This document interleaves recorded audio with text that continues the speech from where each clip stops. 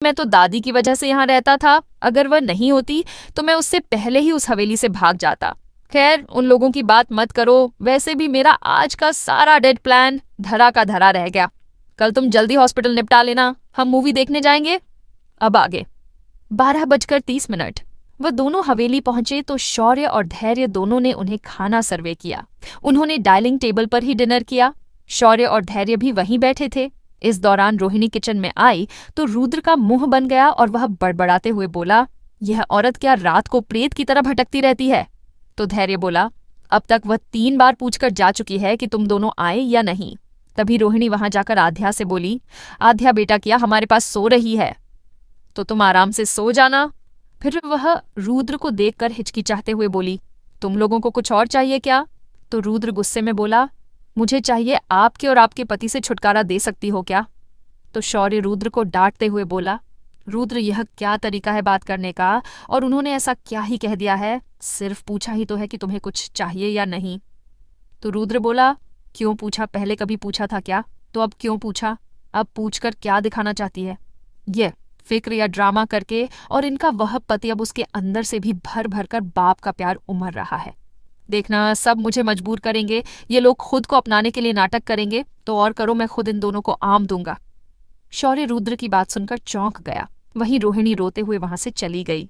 शौर्य रुद्र से बोला, तू ये क्या कह रहा है? तो रुद्र गुस्से में बोला, तुझे क्या लगा तू मुझे नहीं बताएगा? तो मुझे उस आदमी की करतूत पता नहीं चलेगी? वे आदमी, उसकी तुझे परेशान करने की हिम्मत कैसे हुई दिया? मैंने फिर उसे जवाब, 300 करोड़ का घाटा हुआ है आज उसे। अब दोबारा तुझे परेशान नहीं करेगा वह। शौर्य, धैर्य और आध्या चौंक गए सब सुनकर। शौर्य बोला, तुझे ये सब किसने बताया? दादू ने बताया है ना? तो रुद्र बोला, उन्होंने मुझे कुछ नहीं बताया। मुझे पता चल गया अपने आप और मैंने सबक भी सिखा दिया उसे।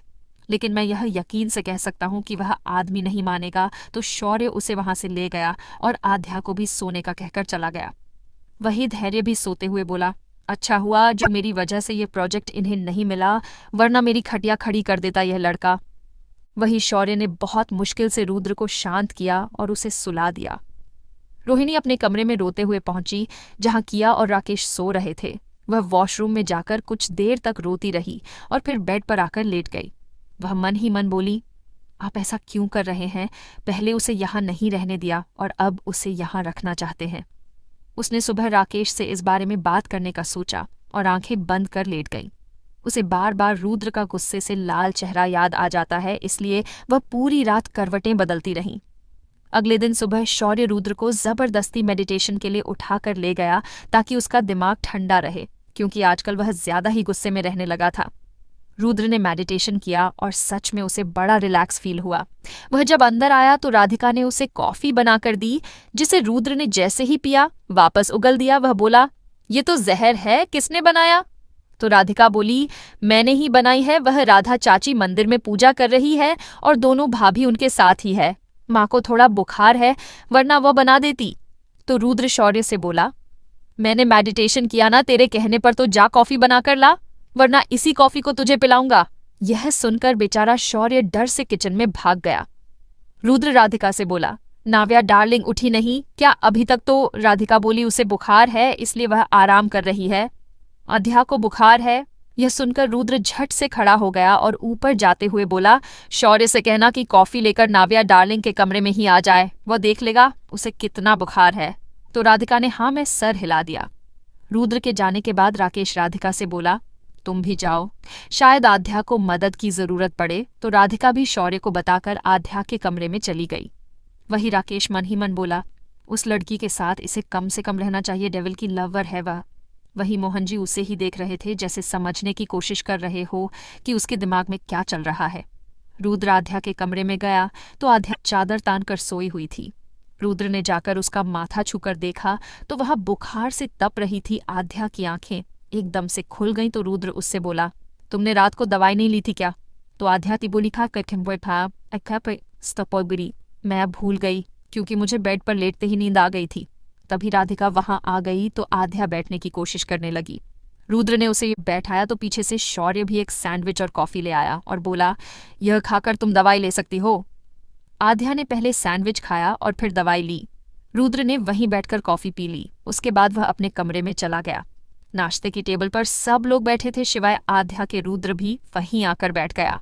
उसने आज घर में ही डेरा डालने का प्लान बनाया था। तभी रंजीत उससे बोला, आज तो तुम कहीं नहीं जा रहे ना? तो रुद्र बोला, जी नहीं, मैं आज कहीं नहीं जाऊंगा। तो रंजीत बोला, ठीक है, फिर दोपहर को तैयार रहना। तुम्हें अखिल के साथ, रागिनी और कृतिका के साथ शादी की शॉपिंग पर जाना है। फिर घर में तैयारियां शुरू हो जाएगी, तो तुम्हें वक्त नहीं मिलेगा। रुद्र ने पहले रंजीत की तरफ देखा और फिर मीनल जी की तरफ रुख किया और बोला, दादी मैं नहीं जाऊंगा, अभी 1 हफ्ता है तो शादी के लिए। तो मीनल जी बोली, पर बेटा शादी हफ्ते बाद है, लेकिन उसकी रस्में तो 5 दिन पहले शुरू हो जाएगी। 3 दिन बाद तो तुझे हल्दी लग जाएगी, फिर तो तुम दोनों ही घर से बाहर नहीं जा पाओगे बेटा। उनकी बात सुनकर रुद्र की आंखें और मुंह दोनों खुल गए। उसके चेहरे का इतना फनी एक्सप्रेशन देखकर सब मुंह दबाकर हंसने लगे।